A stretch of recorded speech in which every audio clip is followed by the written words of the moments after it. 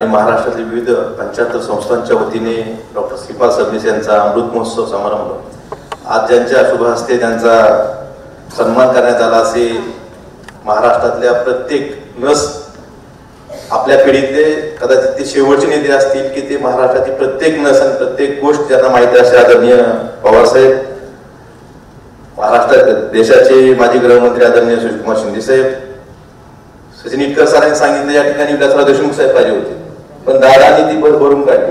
त्यामुळे विलासराव देशमुख साहेबांचे प्रतिनिधी म्हणून या ठिकाणी त्यांचे मित्र आदरणीय उल्हासदादा, आता ज्यांनी आपल्याला मार्गदर्शन केले असे आदरणीय चंद्रकांतजी दळवी साहेब, आपल्या धाराशिव जिल्ह्याचे खासदार आदरणीय ओमराजे निंबाळकर साहेब, मराठवाड्यातील विद्यार्थ्यांना विशेषतः पुण्यामध्ये ज्यांनी आश्रय दिला आणि शिक्षणासाठी खूप मोठं सहकार्य त्यांचं नेहमी असतं असे आदरणीय भाऊसाहेब जाधव, आमचे मार्गदर्शक ज्यांनी हा कार्यक्रम आयोजित केला असे सचिन इटकर सर, रवींद्र डोमाळे सर, सुनीलजी महाजन, व्यासपीठावर उपस्थित असलेले सत्कारमूर्ती आमच्या जुन्या धाराशिव जिल्ह्याचे, त्यांचा जन्म धाराशिव जिल्ह्यातला झाला। आज जरी त्यांनी सांगितलं की आपल्याला लातूर जिल्हा निलंगा तालुका, पण त्यांचा जन्म झाला लातूर धाराशिव एकच होतं असे आमच्या धाराशिव जिल्ह्याचे सुपुत्र डॉक्टर श्रीपाल सबनीस साहेब, त्यांच्या सुविध पत्नी ललिताताई सबनीस, व्यासपीठावर उपस्थित असलेले विश्वाजी पाटील साहेब, कृष्णकुमारजी गोयल।